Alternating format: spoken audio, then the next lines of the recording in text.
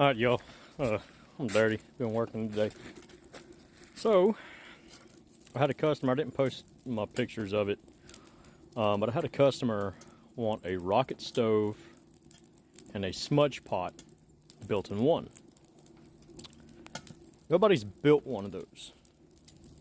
So I had to look at smudge pots, had to look at how rocket stoves are built, and I came up with something that works. I'm going to show y'all. So this is my smudge pot / rocket stove hybrid. Right now I've got some 1030 oil in there. It's clean oil. It'll burn dirty oil. It just smokes a little bit more. So I got these little thumb screws to help hold this extra piece in place because he wants another attachment for whenever he cooks wood in it, and it'll be a griddle to go in there.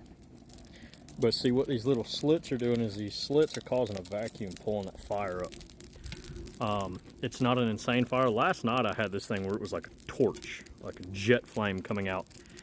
The issue with that is it's burning too much oil too fast. It only holds about a quart and a half of oil in the pot in the bottom. And it's got a removable pot. It also acts as an ash pot whenever you're burning wood. That's a fill spout. I've already poured oil down that spout and it works perfectly. What I'm doing right now is I'm just firing it off. This is the final test run on it. And all I'm doing is I put some boiled linseed oil on here to help coat it, help bake it in. And that's all I'm doing now is I'm allowing it to bake. Now the way this works is, of course, whenever you're burning wood, you can have this piece on there. It does help if you're just burning wood, but this is really for the smudge pot. See, it's smoking up, all that linseed oil is burning on there. But what it is you shut this airflow, and you gotta wait for it to get hot. It doesn't do it right away.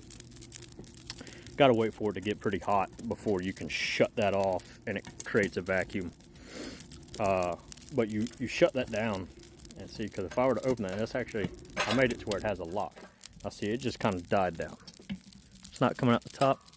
Let's see if I can get it to ignite again. Got to open it a few times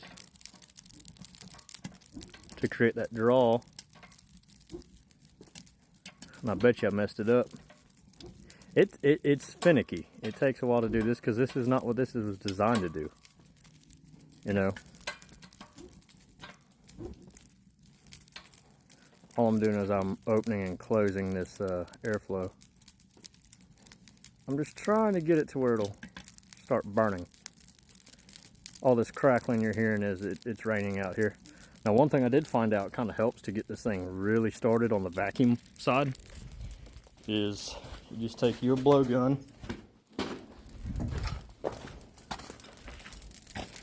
help create the vacuum. Take blowgun right here on one of these tops.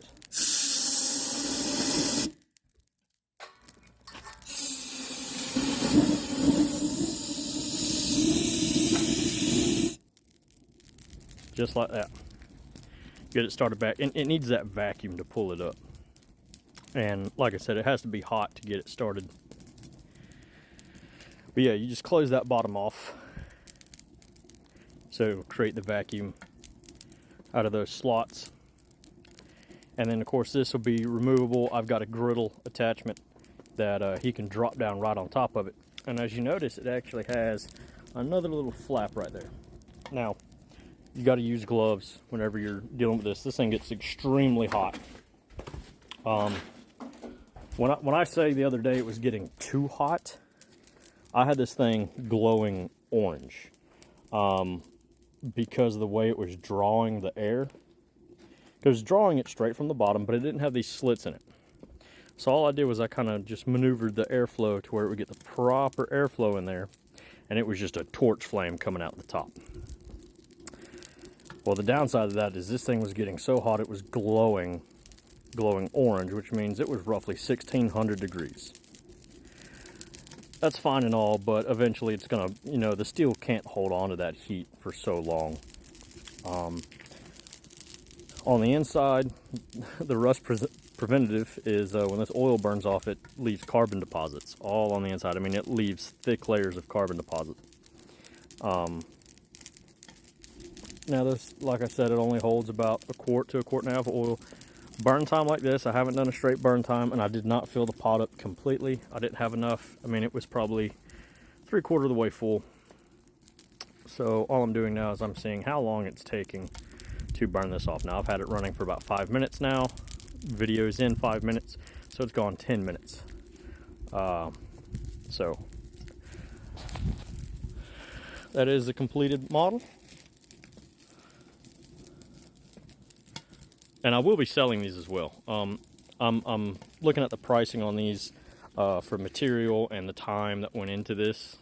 I mean, you can get smudge pots for, you know, $300–400 online all day. But they're thin metal. They don't last super long. These I'm looking at, you know, I'm looking at probably selling this for about in the neighborhood of $600, just like this. Now, all the 4x4 tubing, so all that and your airflow and inlet, that's all 1/8 inch. And this adjuster to go from 6" to 4" it's 1/8 inch. Now the 6" tubing itself is 3/16. So this thing's working better than what it was last night, even though it's not a torch coming out the top. I like that it's not a torch coming out the top, because it means it's actually preserving some of the oil. It's burning it at a slower rate, which is what I was looking for, but I still wanted it to burn it enough to throw a flame at the top. That's where those little slots came in. You can actually hear that.